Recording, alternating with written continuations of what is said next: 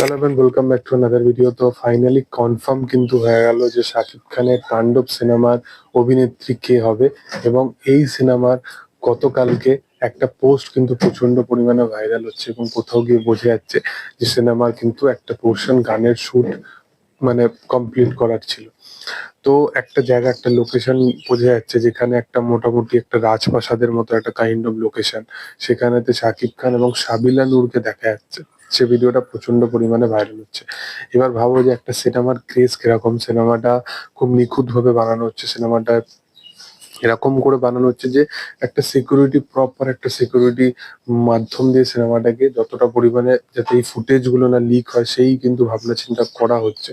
তারপরেও কোথাও গিয়ে দাঁড়িয়ে মানে ফুটেজ লিক হয়েই যাচ্ছে।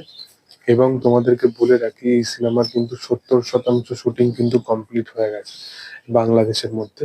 এবং এর পরবর্তী যে স্কেডিউলটা আছে সেটা কোথাও গিয়ে একটা থাইল্যান্ডে আছে, ব্যাংককে, এবং আরেকটা যে স্কেডিউল আছে সেটা ইন্ডিয়াতে আছে। ইন্ডিয়াতে কিরকম পোর্শন শুট হয়েছিল বরবাদ, সেটা তোমরা অলরেডি দেখেছো। এবং আরেকটা কথা বলে রাখি যে শাকিব খানের আহ, একটা সম্ভবত একটা কোথাও তাকে যেতে হয়েছিল, বাট 6 ঘন্টা জার্নি তাকে করে এসেও কিন্তু এই সিনেমার স্কেডিউলে তাকে যোগদান দিতে হয়। এবং এর সাথে সাথে তুমি যদি দেখো বরবাদের শুটিং ক্লিপ কেন ভাইরাল হবে না, বরবাদের শুটিং এ যে সমস্ত লোকরা মানে পাগলের মতো ভিড় করছে, মানে আমি বলবো যে তোমরা কেন তাণ্ডবের ওই রকম সেটেতে তোমরা ভিড় করছো, এর চেয়ে ভালো তোমরা বরবাদ দেখতে চলে যাও। কারণ সত্যি কথা বলতে একটা কমার্শিয়াল সিনেমার এক একটা ক্লিপ খুব ইম্পর্টেন্ট হয়ে দাঁড়ায়।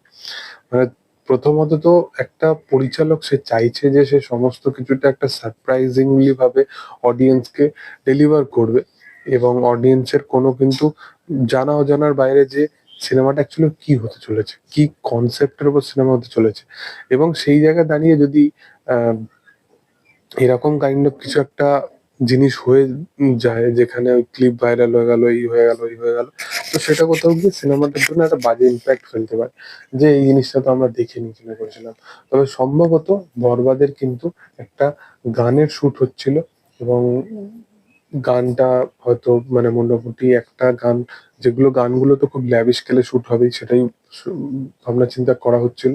এবং সম্ভবত একটা গানের শুট কিন্তু কমপ্লিট হয়ে গেছে, এবং এবার হয়তো কিছু গানের শুট বাকি আছে, এবং 30% যেটা তারা বিদেশে মানে জিনিসটাকে কনজিউম করবে সেটা কিভাবে করে সেটাই হচ্ছে দেখা।